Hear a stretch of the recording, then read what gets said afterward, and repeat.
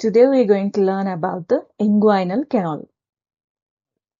So the objectives of this class are we're going to learn about the inguinal ligament, inguinal rings, inguinal canal, the boundaries, contents, and its applied aspects. Now we will look into the few points or few parts of the pelvis. So what you're seeing here, this is a pelvis. So these are the two hip bones, and in the center we have the sacrum. And here in the hip bone we have, this is the ilium, this is the ischium, and this is a pubic bone. So coming to the parts of the hip bone, so what you're seeing here, this is a iliac crest. This is the iliac crest. This is a anterior superior iliac spine. What is this structure? This fossa is known as iliac fossa. This fossa is acetabular fossa. And in the pubis, what you're seeing, this projection, we're calling this as pubic tubercle. And from the pubic tubercle till the pubic symphysis, we are having a crest, and we are calling this as pubic crest. And in the center, you can see this is a symphysis pubis or pubic symphysis. And this posterior border of this pubis, we're calling this as pecten pubis, which is continuous with the arcuate line of the iliac bone. And in between both of them, we are having the eminence, which we're calling it as a iliopubic eminence. So the ligament, what you're seeing, which is extending from the anterior superior iliac spine till the pubic tubercle, we're calling this as a inguinal ligament. So all these points are important for us to know about. So now we have already seen about the anterior abdominal wall muscles. So the muscle, what you're seeing, the three muscles. So first we have the external oblique muscle. If we cut open the external oblique, next layer, what we can see is a internal oblique muscle, and deep to that we have the transversus abdominis muscle. So if we just in detail look at the part of this structure, and if we make a sagittal section, how it's going to appear from external to internal.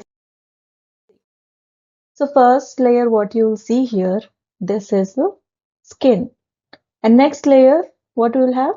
We will have the superficial fascia, and we know the superficial fascia is again divided into two layers. The outer layer is known as a campus fascia, which is a fibrofatty tissue. Next, we have the fibrous layer, which we call it as a scarpa's fascia. Next muscle, what you're seeing here, this is a external oblique muscle. So external oblique muscle is finally, you can see it is attached to the pubic bone.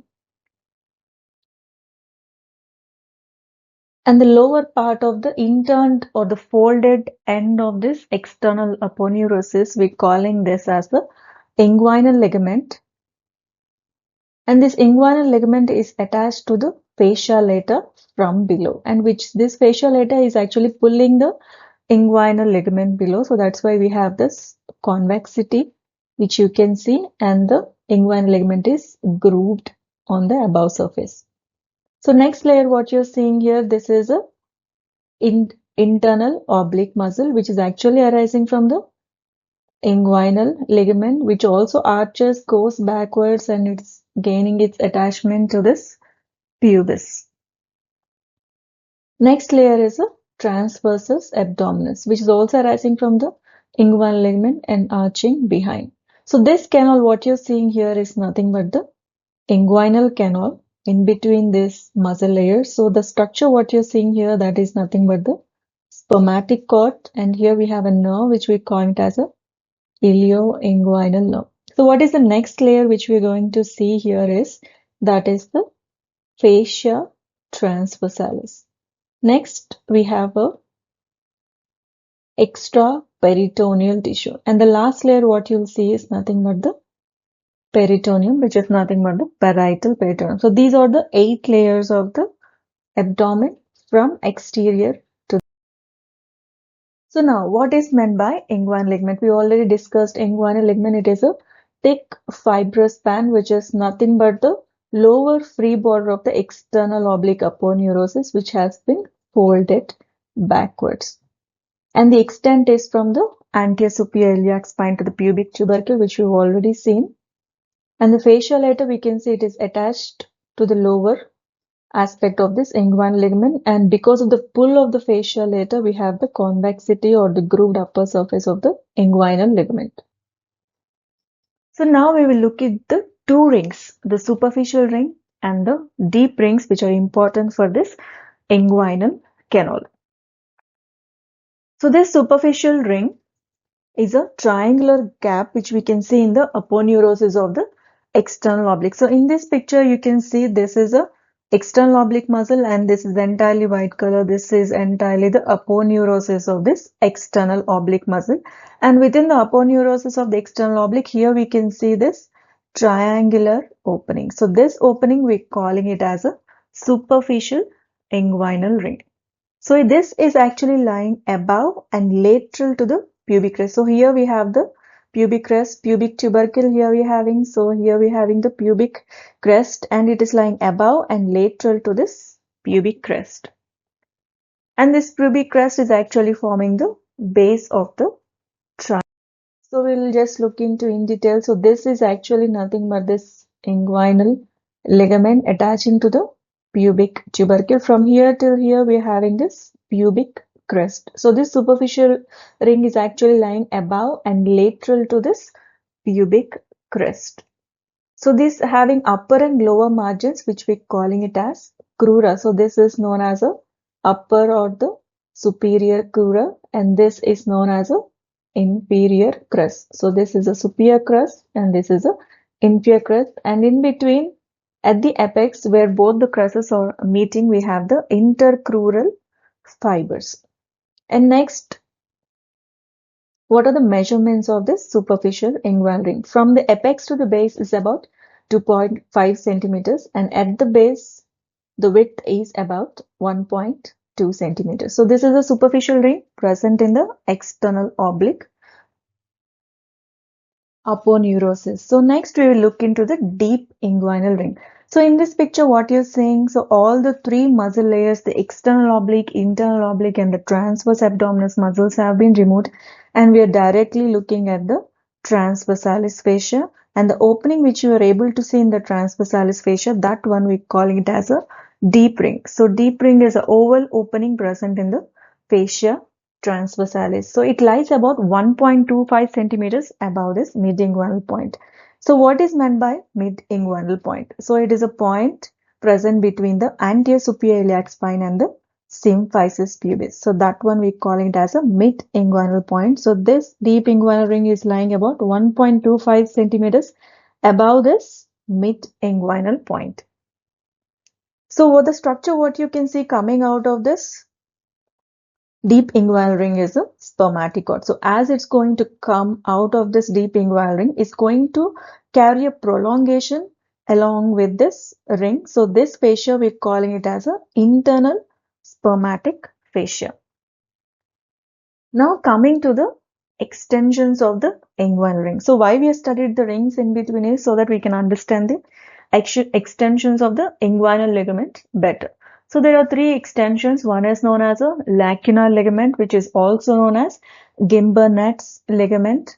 The other one is a pectineal ligament, or also known as the ligament of Cooper. The other one is a reflected part of the inguinal ligament. So the other name for the inguinal ligament is Paupart's ligament. So now we will look into the first we will look into the lacunar ligament. So in the picture, what you're seeing here is we are viewing the pelvis from above. So this is one hip bone. This is the other hip bone, and in the center you can see this is the sacrum.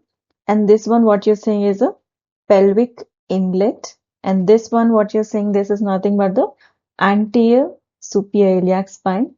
And this projection, what you're seeing, that is nothing but the pubic tubercle. And here this crust is a pubic crest, and this line, the posterior border, we're calling it as a pecten pubis, and the eminence between the ilium and the pubis, we're calling this as a iliopubic eminence. So as we remember, the inguinal ligament is extending from the anterior superior iliac spine till the pubic tubercle. So what is meant by lacunar ligament? So this lacunar ligament is nothing but a triangular ligament.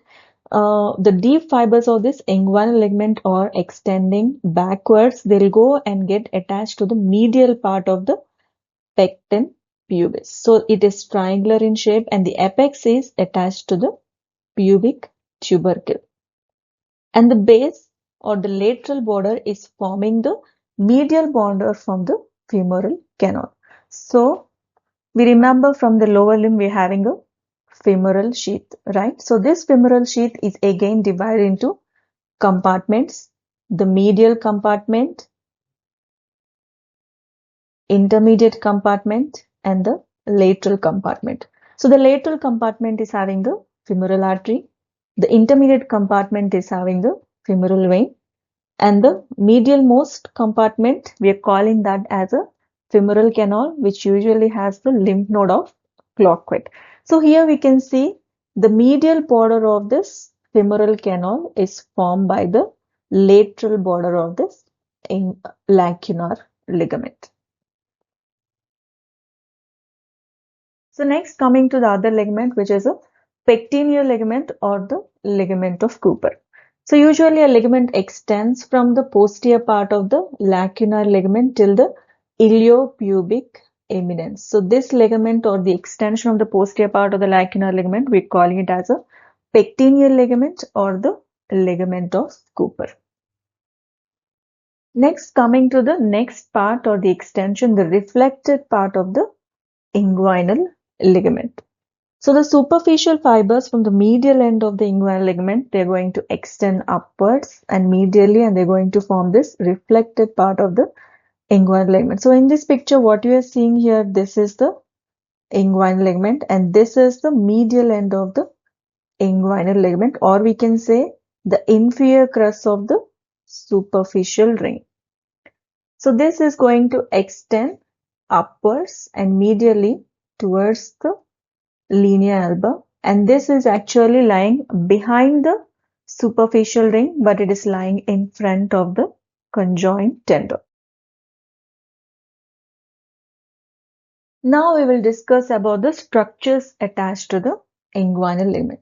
So suppose if you think this is the inguinal ligament, where you can see the above surface is grooved and below will be having the attachment of the fascia lata. This is a anterior margin and this is a posterior margin, and as we already studied, the deep fibers of the inguinal ligament, they're going to give the lacunar ligament, and the lateral border of the lacunar ligament is forming the boundary for this femoral canal and the femoral sheath. And posterior margin, it is giving attachment to this fascia. This fascia is nothing but the fascia transversalis, and it's also giving attachment to this fascia iliaca. So the blue color layer, what you're seeing, that is a fascia transversalis, and the pink color layer, that is a fascia iliaca. So as the femoral sheath is going to come downwards, so the anterior sheath of this femoral sheath is going to form by this fascia transversalis, and the posterior layer of this femoral sheath is going to be formed by this fascia iliaca. So next, what you're seeing, this line, this inguinal ligament is going to give origin to this transverse abdominis from its lateral 1/3. So lateral 1/3 of the inguinal ligament is going to give origin to this transverse abdominis. So this transverse abdominis is going to origin from here. It's going to arch going backwards, and then it will form this aponeurosis of this transverse abdominis. Next, this inguinal ligament is also giving origin to this internal oblique. So lateral 2/3 of this inguinal ligament is giving origin to this internal oblique muscle. So this internal oblique muscle is going to origin from here. It's going to arch and go backwards, and it joins with the aponeurosis of this transverse abdominis, and both of them together, they're forming this conjoint tendon. Next, the outermost layer, we have this external oblique aponeurosis, which is forming this superficial inguinal ring. So this external oblique aponeurosis is the one which is continuing downwards and curving backwards to form this inguinal ligament. So now what are the structures we have seen which are attached to this posterior margin? We have seen fascia transversalis and fascia iliaca attached to the posterior margin, and the lower margin is giving attachment to this fascia lata, and the upper grooved surface, we have seen it is giving origin to the two muscles. The lateral 1/3 is giving origin to the transverse abdominis, and the lateral 2/3 is giving origin to the internal oblique. Now coming to the inguinal canal.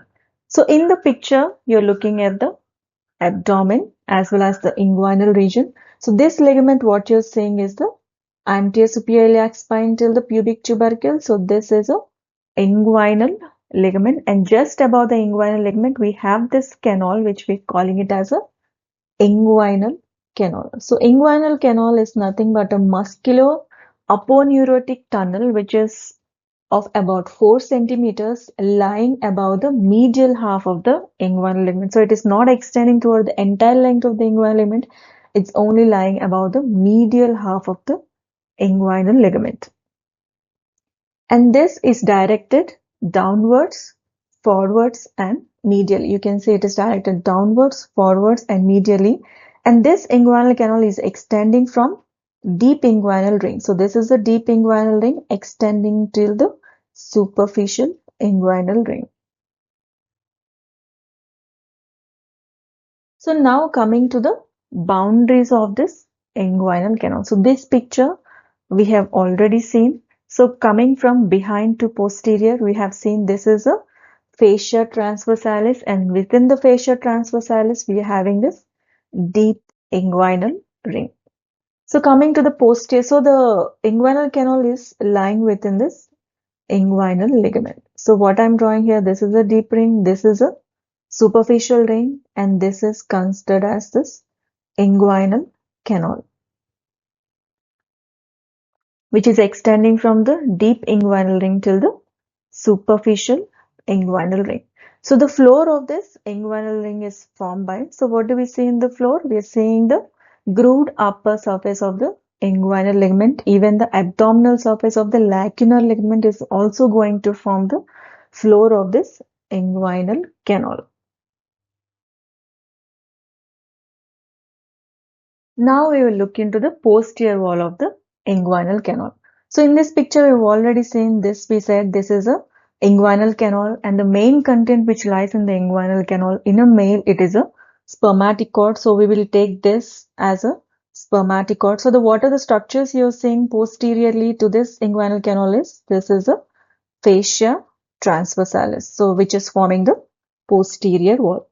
And the other muscle, what we have seen here, this is a transverse abdominis originating from the lateral 1/3 of the inguinal ligament and arching behind, and it is forming a conjoined tendon along with the aponeurosis of this internal oblique muscle. So here you can see this is an inguinal canal, and posterior to that we're having this conjoined tendon. So that is forming a posterior wall along with this reflected part of inguinal ligament, which is also forming the posterior wall. Now we will look into the roof of this inguinal canal. So the muscle what you're seeing here, this is a transverse abdominis muscle. So it is origin from the inguinal ligament arching above this inguinal canal and the spermatic cord going back, and it's forming this conjoined tendon. So the arched fibers of this transverse abdominis, they're going to form the roof of the inguinal muscle. The next muscle what is originating here is a internal oblique muscle. This is also originating from the inguinal ligament, arching behind above this inguinal canal, going and forming this conjoined tendon along with the aponeurosis of this transverse abdominis muscle. So even this arched fibers of this internal oblique are going to form the roof of this inguinal canal. So as the spermatic cord is going to travel through this inguinal canal and under this internal oblique muscle, it carries a layer along with it, which we're calling it as a cremasteric muscle and cremasteric fascia. There is another nerve which is coming in between the gap of the internal oblique and the external oblique aponeurosis, which we're calling it as a ilioinguinal nerve, which travels along with the spermatic cord in the inguinal canal and comes out through this superficial inguinal ring and supplies the inguinal region. Now we will look into the anterior wall of this inguinal canal. As we have seen, this internal oblique muscle, which is originating from the lateral 1/3 of this inguinal ligament, is forming this anterior wall because it is present in front of the inguinal canal. That's why we are unable to see the rest of the inguinal canal. And next is the external oblique aponeurosis is also going to form the anterior wall of this inguinal canal. So from the superficial inguinal ring, the spermatic cord is going to come out, and as it comes out, it carries a fascia along with it, which we're calling it as a external spermatic fascia. And even the ilioinguinal nerve is going to come out through this superficial inguinal ring. And the other structures which are forming the anterior wall is the superficial fascia lying in front of this external oblique aponeurosis, and the next layer in front of it is the skin. In this picture, we can see the anterior wall from the lateral view. So this diagram we've already seen. This is a inguinal canal. So what are the structures which are forming this anterior wall? So from outside to inside, the first layer is the skin. Next we have the superficial layer. Next we have the external oblique aponeurosis muscle as well as the internal oblique muscle in its lateral 1/3. So all this, they are forming the anterior wall for this inguinal canal. So next we can see the actual picture of this inguinal canal. So till now we have seen just the diagrammatic representation. So we will look into the actual diagram how the inguinal canal looks like. So what we are looking at is the inguinal region. So this is a pelvis. What you're looking at here is a ischium with the pubis. This is a superficial inguinal ring. So this one is an abdominal cavity which has an open, and we can see at all the layers of this abdomen. So from behind to anterior, we can see this one is a peritoneal layer. Next yellow color, what you're seeing, that is a extra peritoneal tissue. Next muscle layer, what you're seeing, that is a fascia transversalis. And within the fascia transversalis, you're able to see this ring, which we're calling it as a deep inguinal ring. Next muscle, what you're seeing here, this is a transverse abdominis muscle. So as it comes medially, it is joining with the aponeurosis of this internal oblique and forming this conjoint tendon. And the next muscle, what you're seeing, this is a internal oblique muscle. So here you can see this is an internal oblique muscle. This is the aponeurosis joining with the aponeurosis of transverse abdominis to form this conjoint tendon. And below you can see the spermatic cord going out. So this canal, what you're seeing below this is nothing but the inguinal canal. So here we can see the transverse abdominis is arching over this spermatic cord. Even the internal oblique muscle is arching above this spermatic cord, which are forming the roof of this inguinal canal. And the outermost layer, this is a external oblique muscle, and this is a aponeurosis of the external oblique muscle. And within the aponeurosis of the external oblique muscle, here we can see this is a superficial inguinal ring, and the spermatic cord along with the ilioinguinal nerve is coming out through this superficial inguinal ring. So as the spermatic cord is coming out through this deep inguinal ring, which is present in the fascia transversalis, it is going to carry a fascia which we're calling it as a internal spermatic fascia. And as it comes under this internal oblique muscle, it carries an other fascia which we call it as a cremastic fascia along with the cremastic muscle. And once it comes out through the superficial ring, it is carrying an other layer which we call it as a external spermatic fascia. So what you're seeing here, these are the femoral vessels which are going into the lower limb, and here this is a inguinal ligament formed by the interned free border of this external oblique aponeurosis muscle. Next, we will look into the contents of the inguinal canal. So as we know, in males, it is a spermatic cord and the ilioinguinal nerve. So in this picture, you can see this is the testis, and from the testis is arising the ductus deferens, which is actually a content of the spermatic cord, and it travels along the inguinal canal and finally it reaches the urethra. So that is the content in male. And in female, it is a round ligament of uterus. So this is a uterus and this is a round ligament which is traveling through the inguinal canal and finally it reaches the labia majora, and along with that we are also having the ilioinguinal nerve. So these are the contents of the inguinal canal. So now back to this inguinal canal. So what are the mechanisms which are maintaining this integrity of this inguinal canal? So the inguinal canal is actually a potential site of weakness in the lower part of the anterior abdominal wall, and this can actually lead to the herniation of this abdominal viscera. So in this picture, you can see the intestines, they're actually herniating into this inguinal canal because of the weakness which are present in the anterior abdominal wall. So normally this is prevented because of the good strength and tone of the anterior abdominal muscle. So what are the mechanisms which are actually preventing this weakness? So now we will look into the first mechanism, which is known as a flap valve mechanism.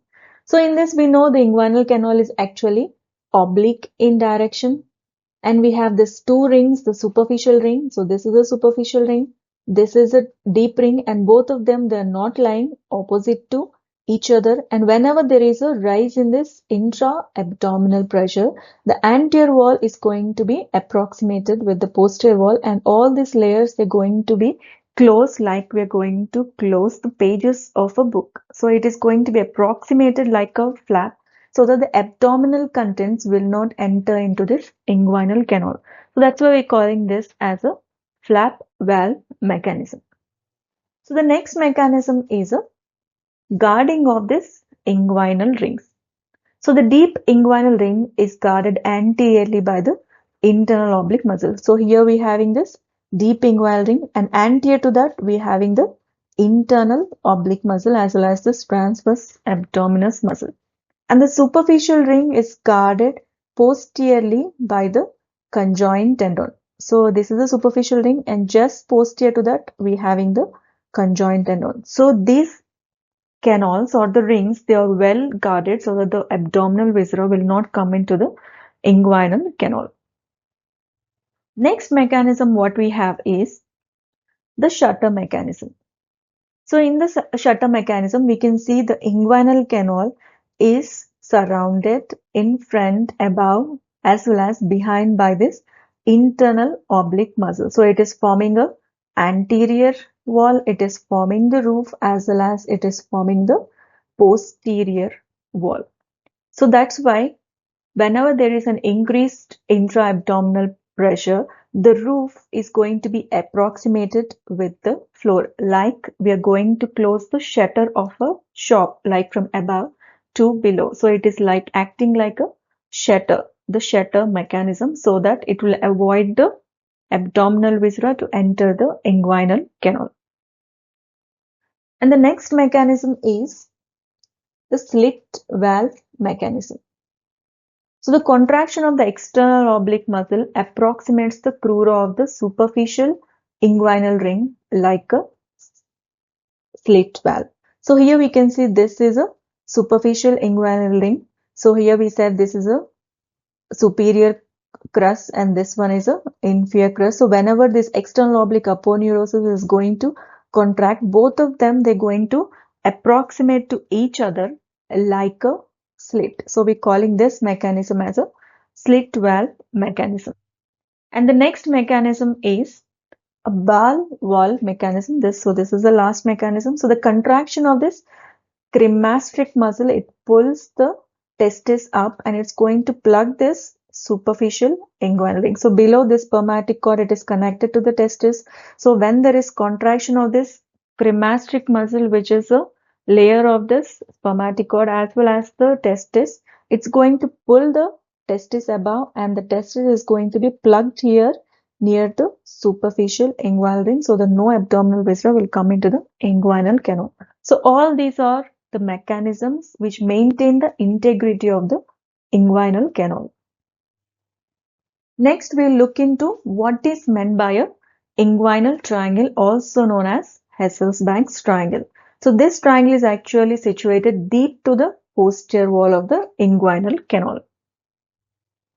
So coming to the boundaries of the Hesselbach's triangle. So what you're looking at in this picture is the anterior abdominal wall. Here we can see this is a symphysis pubis, this is a pubic bone, this is a inguinal ligament. Anteriorly we can see this is a rectus abdominis muscle. So this muscle is a transverse abdominis muscle because they have removed the internal oblique muscle as well as the external oblique muscle. And these vessels, what you're seeing coming below the inguinal ligament, these are nothing but the femoral vessels. And the artery which is arising from this femoral artery. This is nothing but a inferior epigastric artery which is going above into the rectus sheath and is going to anastomose with the superior epigastric artery. And here this is actually the conjoined tendon formed by the aponeuros of internal oblique as well as this transverse abdominis muscle. So this triangle, what you're seeing here, that is known as a Hesselbach's triangle. So what are the boundaries of this Hesselbach's triangle? So the medial most, you can see the lateral border of the rectus abdominis is forming the medial boundary, and the lateral boundaries form this inferior epigastric artery, and the inferior border is formed by the medial half of this inguinal ligament. And the floor of this, so what we are seeing in the floor is, we'll be having the fascia transversalis, we'll be having the extraperitoneal tissue as well as the peritoneum. Next, we have to know about one more structure which is traveling across this Hesselbach's triangle.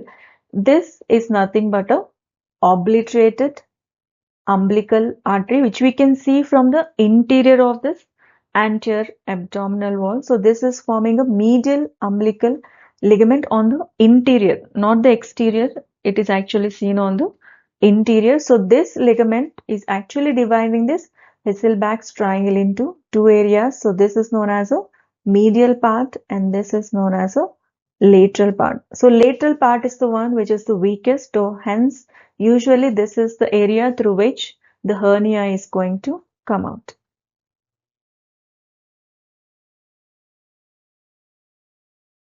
Now, the applied aspect of this inguinal canal, the inguinal hernia. So hernia is nothing but a protrusion of the abdominal viscera, whether it can be the loops of intestine or it can be a greater omentum into this inguinal canal. We're calling this as a inguinal hernia. This inguinal hernia is of two types, a direct hernia, the other one is a indirect hernia. So in the direct hernia, how the hernia is going to come out. So this one we've already seen. This is nothing but the inguinal canal and we have seen an artery going like this. This is nothing but the inferior epigastric artery. And the important relation we have to remember with the inferior epigastric artery is the deep inguinal ring is going to lie lateral to this inferior epigastric artery.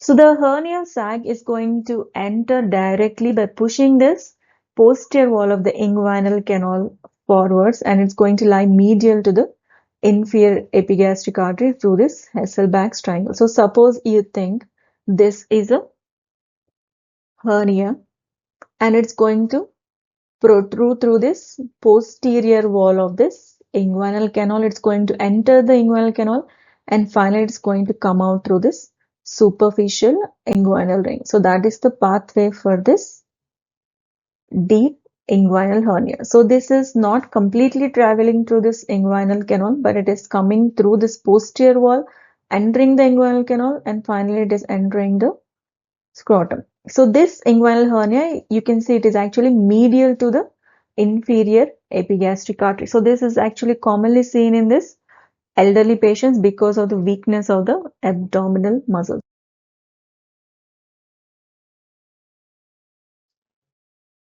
So this direct inguinal hernia can be of two types. As we remember, we said there is a ligament which we're calling it as a medial umbilical ligament consisting of this obliterated umbilical artery.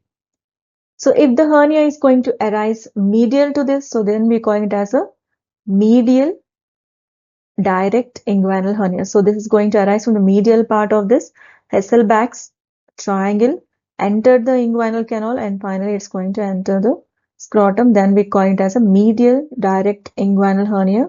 If the hernia is lateral to this ligament within the Hesselbach's triangle, it enters the inguinal canal and then it enters the scrotum, then we call it as a direct inguinal hernia. So these are the two types of this direct inguinal hernia.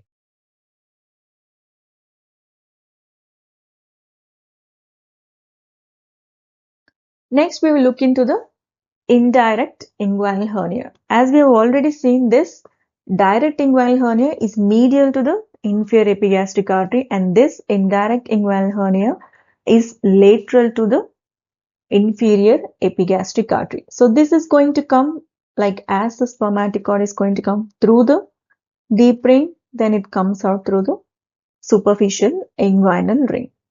So if it enters the deep ring and then it travels through the inguinal canal and finally it enters the superficial ring into the scrotum, then we're calling this as a indirect inguinal hernia. And it's commonly seen in children as well as in adults. So in this diagram, what you're seeing is the descent of the testis. So the development of the testis is intra-abdominal and it's going to descend through the inguinal canal into the scrotum. And as it's going to descend, it's going to carry a fold of peritoneum along with it, which we're calling it as a processus vaginalis. And later in life, this processus vaginalis is going to completely obliterate. And the main predisposing factor for this indirect inguinal hernia is a complete or a partial competency of this processus vaginalis. If this processus vaginalis remains patent, then it can predispose to the development of this indirect inguinal hernia. So this is more common than the direct inguinal hernias, and it occurs more often in males. And the other type is it can be congenital or it can be acquired. So in this picture, we can see the indirect inguinal hernia. We can see the loops of intestine entering the deep inguinal ring, traveling through the inguinal canal, and finally coming out through this superficial inguinal ring.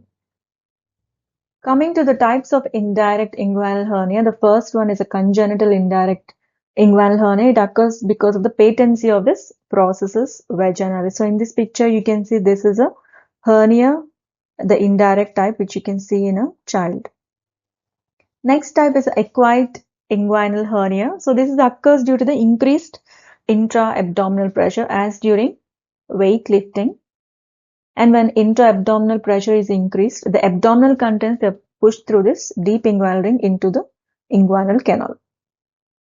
So what is meant by complete inguinal hernia? So if the hernial contents reach the tunica vaginalis, which is nothing but a layer of this testis. So in this picture, what you're seeing here, this is a deep ring, this is a superficial ring, this is a spermatic cord, and this is a testis. So this is a loop of intestine which is passing through the deep ring, superficial ring, and it is coming till the testis. So we are calling this as a complete inguinal hernia. And the next type is a incomplete inguinal hernia. So if the hernial contents, they remain confined to the inguinal canal and they do not pass through the superficial inguinal ring, then we call it as an incomplete inguinal hernia, also known as bubonocele. So in the picture, you can see this one we said deep ring and this is a superficial ring. So it is still remaining within this inguinal canal, or it is just protruding through this superficial inguinal ring, not going till the testis. So we're calling this as a incomplete inguinal hernia. So now coming to the coverings of this indirect inguinal hernia. So here we can see a loop of intestine traveling through the inguinal canal and coming out through the superficial inguinal ring. So what are the layers it is going to carry? So as the loop is going to enter this, so the first layer what is present is the peritoneum. So it's going to carry a layer of peritoneum. So next layer is extra peritoneal tissue. Next, now it is entering the deep ring. So as it enters the deep ring, just like the spermatic cord is going to carry a layer of internal spermatic fascia. Now it's coming under the transverse abdominis. Then under this internal oblique muscle, next it is carrying a layer of cremasteric muscle and fascia, and finally it is coming out through the superficial ring. And as it coming out to the superficial ring, is going to carry this external spermatic fascia and finally the skin. So these are the layers of indirect inguinal hernia. Now coming to the coverings of the direct inguinal hernia, and that also we look into the lateral, which is the most common type. In this picture, we have already seen this is a indirect inguinal hernia entering through the deep inguinal ring, and the vessels what you're seeing, these are nothing but the inferior epigastric vessels arising from the femoral artery. And if the hernia it comes medial to this inferior epigastric vessels, then we're calling this as a direct inguinal hernia. It exists again of two types, lateral and medial. So first we're going to discuss about the lateral direct inguinal hernia and its coverings. So it's going to come out through this posterior abdominal wall, and then it enters the inguinal canal, and finally it comes out through this superficial ring. So what are the coverings it will be having? So just like the previous, first it will have the peritoneum, next it will have the extra peritoneal tissue, next it is having the fascia transversalis. So this is the difference between the indirect and the direct. So here it is actually entering through the deep inguinal ring, but this one it is entering directly through the fascia transversalis. And next, now it enters the inguinal canal, and just like the previous one, it will be carrying this layer which we said the cremasteric muscle and the fascia, and finally it comes out to the superficial ring carrying a layer from the superficial ring, which we call it as the external spermatic fascia, and finally the skin. Next, we'll look into the coverings of the medial direct inguinal hernia. So this one, it directly comes out through this conjoint tendon and finally enters this superficial inguinal ring. So what are the layers which we're going to see is, first we'll have the peritoneum, next we'll have the external peritoneal tissue, next we'll have the fascia transversalis, next we will have the conjoint tendon, which is formed by these two muscles, transverse abdominis and the internal oblique aponeurosis, and now it enters this superficial inguinal ring and it carries that layer which we call it as a external spermatic fascia, and finally it will be covered with the skin. So these are the coverings of this medial direct inguinal hernia. Now we will look into the differences between indirect and direct inguinal hernia.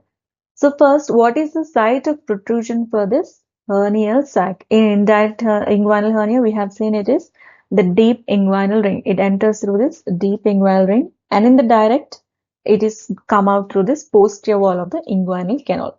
Next, what is the shape of this indirect inguinal hernia? It is usually pear-shaped, and in direct, it is globular. What is the extent? So generally it extends till the scrotum usually because of the patency of this processus vaginalis. Indirect, it rarely extends till the scrotum. And what is the direction of this indirect inguinal hernia? It is oblique, directed downwards, forwards, and medially, just like the direction of the inguinal canal. And the direct, it's going to come directly forwards and straight. And neck of the hernial sac in an indirect, it is narrow and it lies lateral to the inferior epigastric vessels. And the neck of the direct is wide and lies medial to the inferior epigastric vessels. What is the reducibility levels?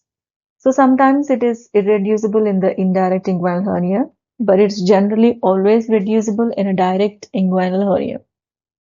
And usually the age groups which are affected in indirect is young people. And usually direct occurs in an old age because of the weakness of this anterior abdominal wall. So let's look at the differences between the femoral and the indirect inguinal hernia. So this picture you've already seen, this is a inguinal ligament. So here we'll be having the pubic tubercle. So that is the pubic tubercle. So from here we'll have the superficial inguinal ring where the inferior crest is attached as well as the medial end of the inguinal ligament is attached. And here we'll be having the pubic crest. So this structure, what you're seeing, this is a femoral sheath consisting of artery, vein, and this is a femoral canal. So if there is a indirect inguinal hernia, it's going to come out through the superficial inguinal ring and come out like this. So this is going to lie medial to the pubic tubercle. So suppose if there is a femoral hernia lying within this femoral canal, and you can see it is lateral to this pubic tubercle. So that is the main difference. How are we going to differentiate between indirect inguinal hernia and the femoral hernia? So now coming to the differences between inguinal and femoral hernia. This inguinal hernia is common in males and femoral hernia is common in females. Inguinal hernia, it comes into the inguinal canal, whereas the femoral hernia, it enters the femoral canal. And the neck of protrusion of this hernia, it lies above and medial to the pubic tubercle, as we have discussed in the earlier slide. And in femoral hernia, it lies below and lateral to the pubic tubercle. So that is the difference between the inguinal and the femoral hernia. And this finishes the class on inguinal canal.